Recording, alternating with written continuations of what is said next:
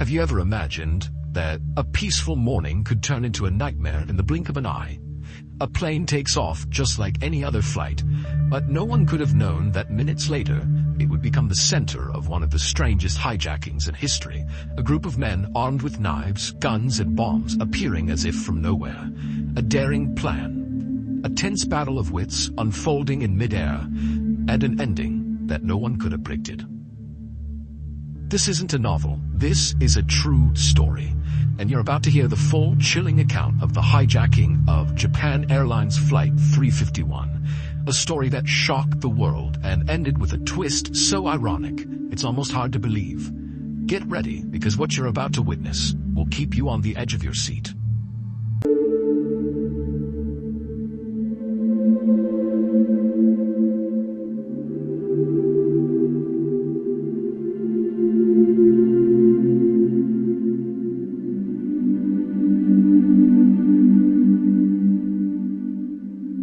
One morning in 1970, aboard Japan Airlines Flight 351, a group of 9 young men suddenly stood up in the passenger cabin, armed with knives, guns, and bombs.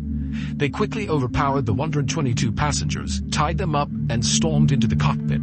Their goal was clear: hijack the plane and fly it to Havana, Cuba. But as soon as they threatened the captain, the hijackers realized a serious problem. This was only a short to medium-range aircraft. With the fuel on board, even reaching the Pacific Ocean was nearly impossible, let alone Cuba. After a brief debate in the cockpit, the hijackers decided to change course to Pyongyang, North Korea. However, the captain informed them that the plane only had enough fuel to reach its original destination, Fukuoka Airport. Left with no choice, the hijackers agreed to land in Fukuoka to refuel before continuing their journey to North Korea. At 9 a.m., the plane landed at Fukuoka Airport, but by then, hundreds of police officers and media outlets had surrounded the runway. A tense standoff began. After hours of negotiations, Japanese authorities persuaded the hijackers to release 23 passengers in exchange for refueling the plane and providing a map of the Korean peninsula. Once all conditions were met, the plane took off again, this time with Pyongyang as the confirmed destination. But as they neared the 38th parallel, the border between North and South Korea, the captain received a radio transmission. "This is Pyongyang. Please confirm your identity." At the same time, a fighter jet appeared on the plane's right side, flying in parallel at a warning speed. The captain quickly switched frequencies and replied, "This is Japan Airlines Flight 351. What the hijackers didn't know was that the radio signals and the fighter jet were all fake.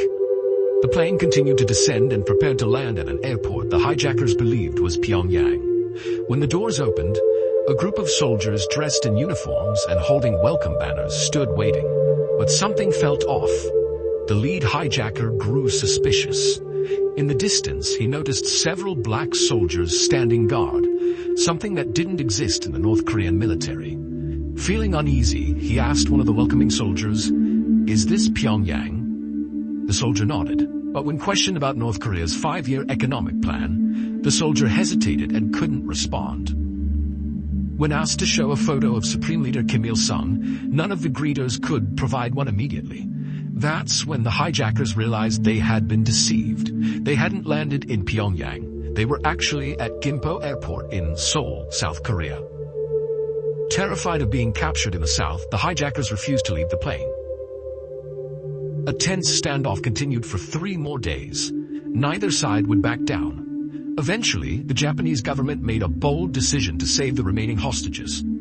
On April 3, 1970, Japan's Minister of Transportation, Shinjiro Yamamura, agreed to board the plane as a substitute hostage. In return, the hijackers released all the remaining passengers except for 4 flight attendants, and the plane was refueled to fly to Pyongyang for real. At 6:05 p.m., the plane took off for the 3rd time. This time, it truly crossed the 38th parallel and entered North Korean airspace. At 7:21 p.m., the aircraft landed at Mirim Airport in Pyongyang. Once again, North Korean authorities surprised everyone by demanding that the hijackers surrender all their weapons before disembarking. This was unexpected. Neither the hijackers nor the Japanese government anticipated it. With no other option, the hijackers complied, and at that moment, a shocking truth was revealed. All of their guns, bombs, and knives were fake. Shortly afterward, the North Korean government allowed all remaining hostages to safely return to Japan, while the 9 hijackers were granted political asylum. For them, this might have been a perfect ending, but it was also a cruel irony. They had risked everything to reach Pyongyang, only to realize, once they arrived, there would be no way back.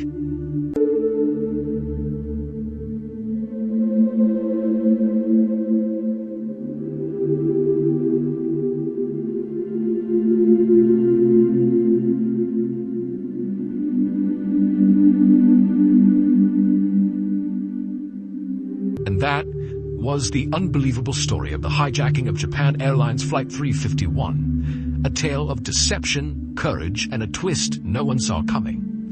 What started as a desperate bid for escape turned into a bizarre journey across borders, filled with unexpected turns and a shocking truth that left the world stunned. If this story gripped you, if it made you hold your breath, question what's real, and feel the weight of every decision made in the sky, then don't forget to like, subscribe, and turn on notifications, because there are many more strange, dark, and mysterious stories still waiting to be told. Thank you for watching, and until next time, stay curious, stay cautious, and remember, sometimes reality is far stranger than fiction.